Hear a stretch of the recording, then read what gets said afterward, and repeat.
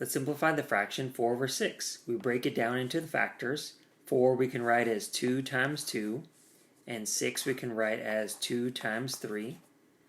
And any shared factors in the numerator and denominator we can cancel out.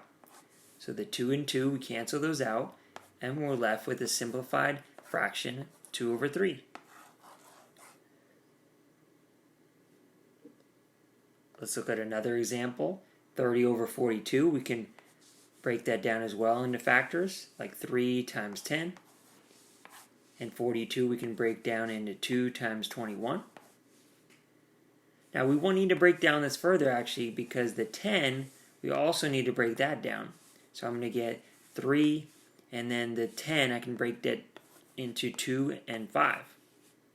I also need to do the same thing over here. We need the prime factorization. So I leave the 2 alone, and I break down the 21 into 3 times 7.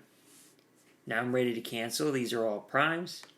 So I can cancel out. I see in the top, in the numerator, they have a 3 and a 3 in the denominator.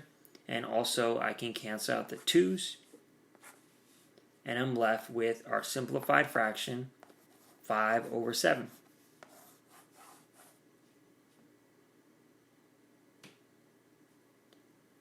Let's look at another example here. Here we have a little bigger numbers. So I'm going to go ahead and use a factor tree to help me find all the factors.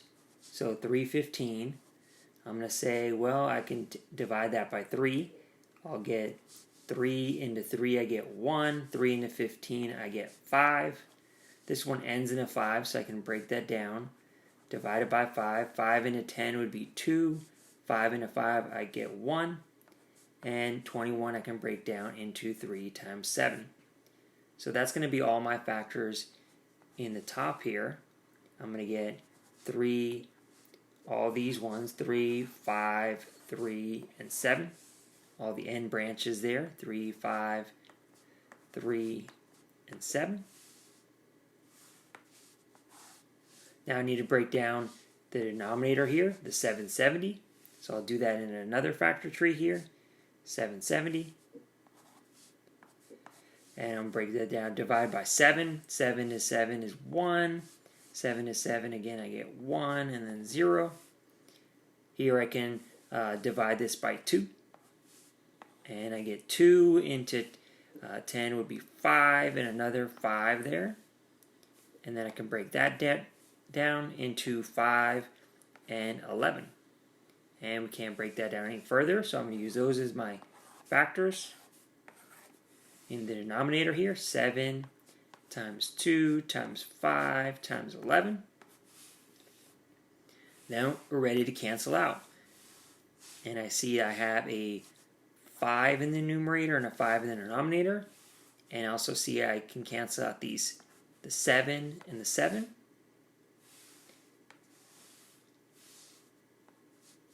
And don't forget my minus sign. This was all a negative fraction. So I'm going to end up with that this is equal to a negative 3 times 3. I get 9. Right? The 3 and the 3 that were left over. And then 2 times 11, I get 22. And that's our simplified fraction.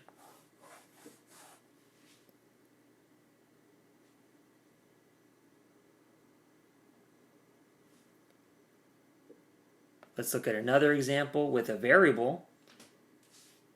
So we have negative 12 over 5 times negative 20x. First, let's write it over 1 so we can see that this is in the numerator. We're going to write it over 1. And I'm also going to notice that I have a negative times a negative, so that's going to become a positive. So I'm going to go ahead and make this a positive, get rid of those negatives.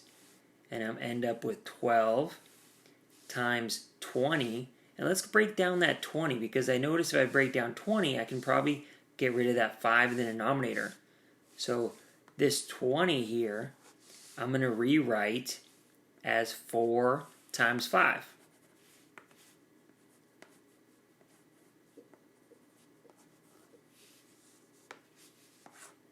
Right? And then the denominator just have 5 and 1.